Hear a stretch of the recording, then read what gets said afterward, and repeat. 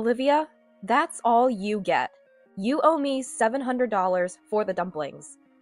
At Karen's birthday celebration, a gathering I had never been invited to before, that's what Lily told me. In front of me, there was just a single dumpling. Pointing at it as if feeding a pet, Lily said with a laugh, "Here you go." Karen, the elementary schooler, seemed to be in on the joke too, laughing at me. Mother and daughter, both mocking me with the same demonic grin, completely extinguished any affection I had for my granddaughter. "I've had enough. I'll just pay the bill and head home," I said, standing up. Lily, still smiling, waved me off dismissively, disappointed in Jack, who wouldn't even meet my eyes. If they wanted to celebrate with just their immediate family of 3, that's fine by me. I was willing to pay, but with that attitude, any desire to celebrate had long since vanished.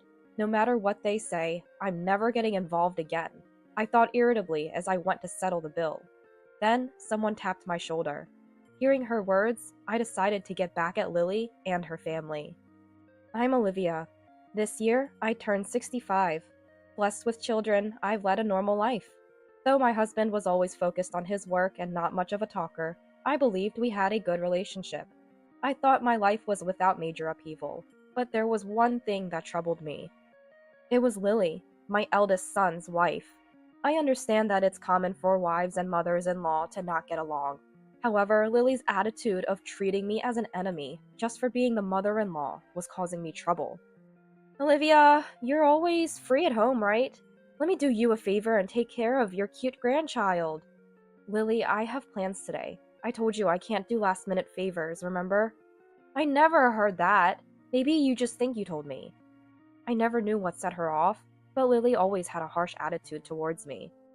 She'd call suddenly or come over unannounced, dumping tasks on me without caring about my plans.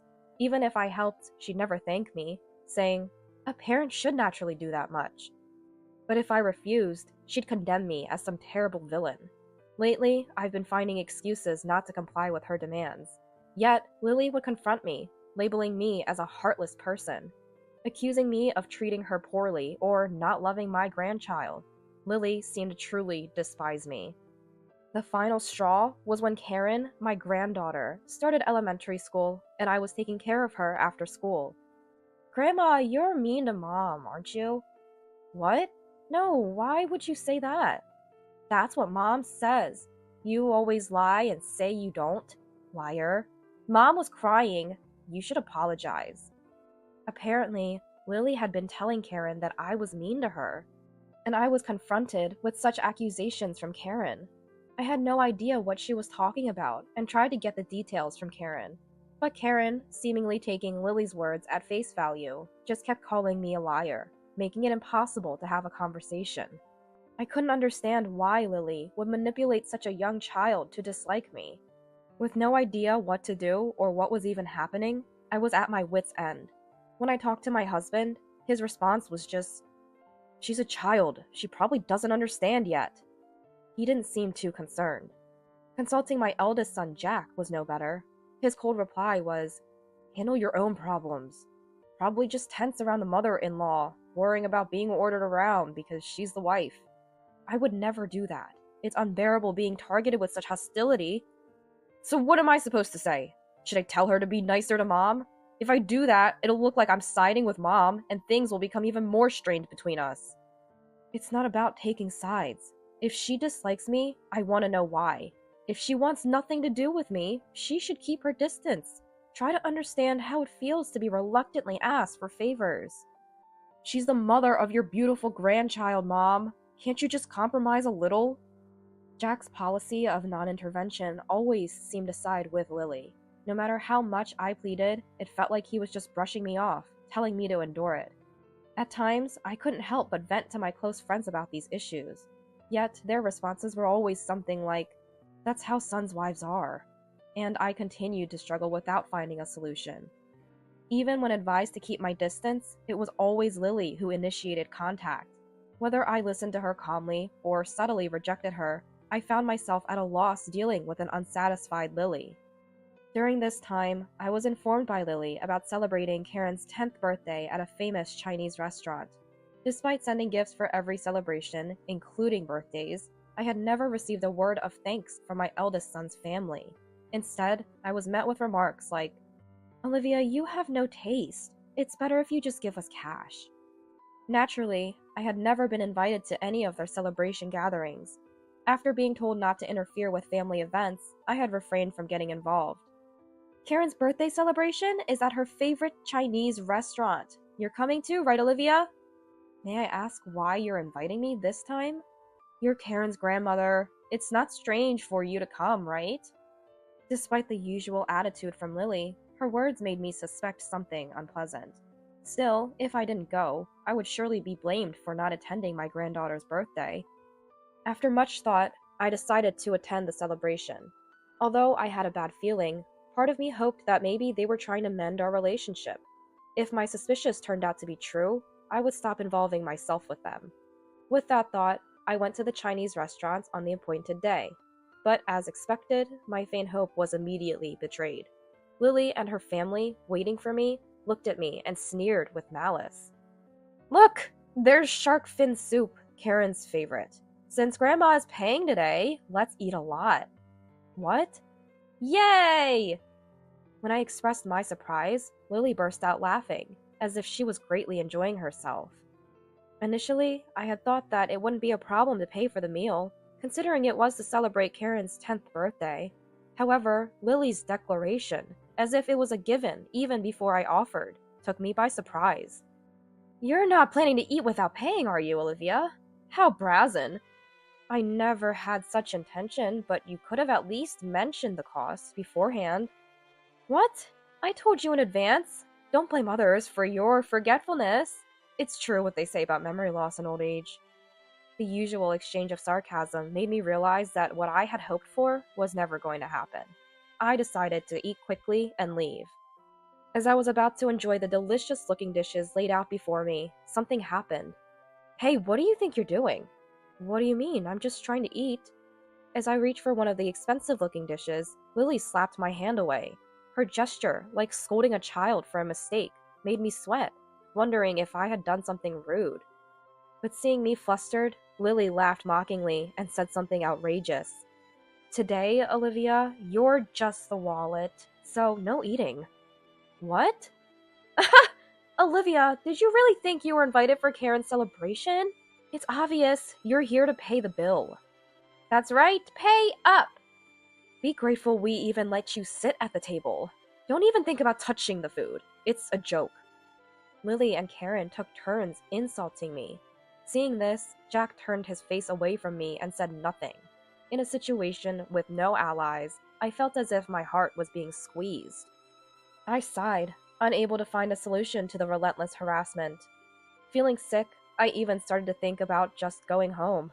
Then, as if struck by an idea, Lily dropped a single dumpling onto my empty plate. "Well, can't be helped. I guess you can eat that much." "Huh? Mom, a single dumpling?" "Olivia, that's all for you. You owe $700 for that dumpling." "Grandma, that's so lame." Even Karen, a grade schooler, joined in laughing at me. Their demonic smiles, mother and daughter alike, mocking me, extinguished any affection I had left for my granddaughter. This was the moment I decided to cut ties completely. I didn't feel like celebrating her birthday anymore, but as a severance, it was a small price to pay. "I've had enough. I'll pay the bill and leave first." "What? You're leaving already? Thanks for the meal. Please just leave me alone from now on." I was disappointed in Jack, who wouldn't even make eye contact until the end. No matter what was said, Jack wouldn't reprimand Lily or even Karen. Trying to contain my intense anger, I went to pay the bill. As I approached the cash register, the flustered owner appeared. "Dear customer, I'm sorry, but the course meal is still ongoing. Could you please wait a little longer?" "I'm sorry, but I need to leave now. Can I just pay the bill first?" "Didn't you like the food?" "No, the dumpling was delicious." "Just the dumpling? Was there something in the other dishes you didn't like?" Apparently, Lily had reserved a course meal, and the owner was puzzled why I was leaving halfway through, so he approached me. Wondering how to explain the situation and feeling foolish to cover for my eldest son's family, I blurted out, "I'm apparently just the wallet. Then someone tapped my shoulder from behind. It was Mary, a friend who had listened to my complaints before. I saw everything just now. It's much worse than what you told me. Mary, when did you get here? Just before you all arrived. I heard the whole thing. As it happened, Mary was at the same restaurant with her colleagues from work. She happened to see the way my eldest son's family was treating me and hurried to talk to me as I was heading to the register. Seemingly more outraged than me at my son's family's behavior, Mary said, "You don't need to pay," and stopped my hand. Listen, Olivia, even if it's your grandchild, that behavior is not normal. At her age, she should know better than to treat family that way. But no matter what I say, nobody listens to me, not even my son Jack. So you're just gonna let them walk all over you? Mary's words made me realize something. Looking back, my eldest son's family, unconcerned about me, was happily chatting and enjoying their meal. They probably don't even consider me as family anymore. Jack glanced at me for a moment, but quickly averted his eyes as soon as we made eye contact. Seeing such a pitiful attitude, I felt like the person sitting there was not my son. If they don't understand words, then show them with actions. I'll help you. Thank you, Mary. Can I ask for a little help? Encouraged by Mary, I felt like I had finally found an ally. The owner, sensing the uneasy situation, nodded at me as if to say he was on my side. I'm sorry, but I only ate one dumpling. Understood. Let's do this. Based on our explanation and the owner's decision, I only had to pay for the one dumpling I ate.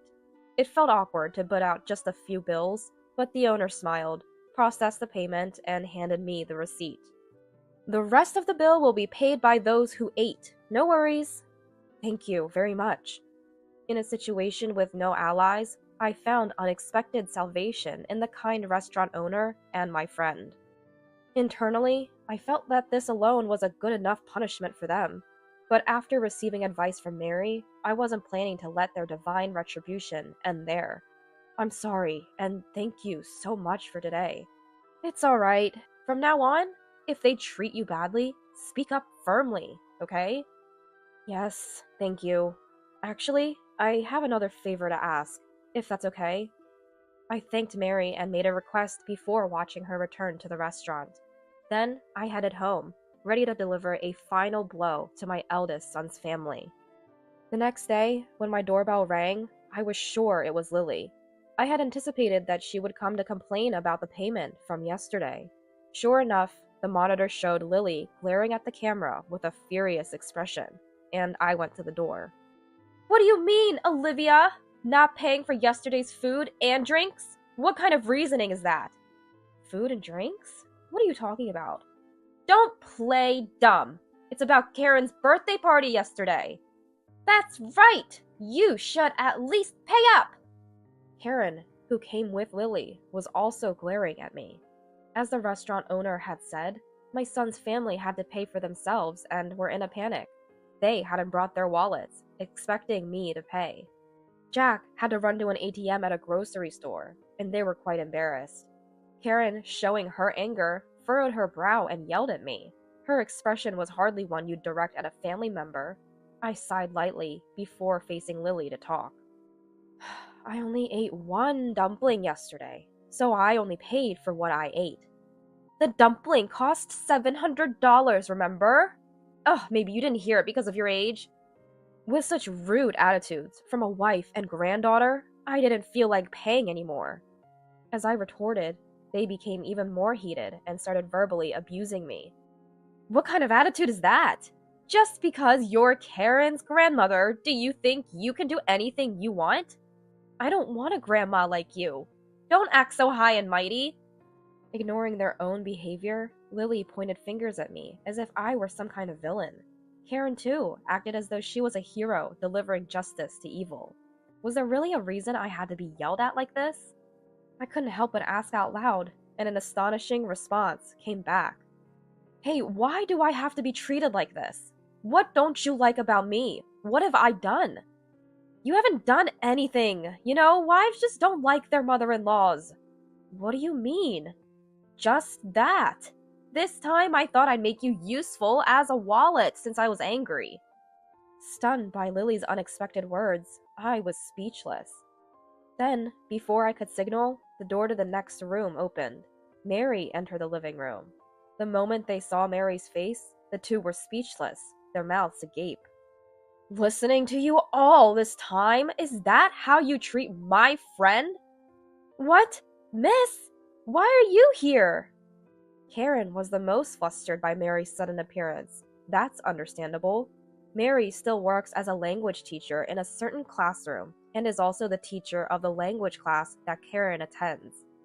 When I had spoken to Mary, the situation was so different from Karen's behavior in class that she had trouble believing me. But after yesterday's incident, Mary had become my ally and came to my house today. When Karen said she wished I was her real grandmother, I was so happy. Don't be deceived, miss! This woman made my mom cry before. My friend wouldn't do that. Besides, you just said Mom wasn't mistreated, right? What? But, Mom, Grandma was mean to you, right? Karen seemed to have believed everything Lily told her about me without hearing the details. Lily, apparently not expecting to be overheard, looked panicked. She became visibly nervous, glancing at Karen with a troubled expression. Seeing her mother's behavior, Karen's face rapidly paled. I was speechless at Lily's inability to come up with a better excuse for her actions. Miss, please listen to our side too. Just because she's your friend, it doesn't mean you should take Olivia's side. But I am listening. You just said she wasn't mistreated, didn't you? Well, I couldn't just stay silent when accused like that. Lily, always quick with words, tried to make excuses and win Mary over. But Mary was judging based on the behavior she had witnessed, not on Lily's unsubstantiated claims. With no chance of Mary siding with them, Karen, scolded by her teacher, looked like she was about to cry. Only giving one dumpling and then expecting $700 in payment? That's no way to treat family, is it? But it was my birthday, so it's only natural for Grandma to pay.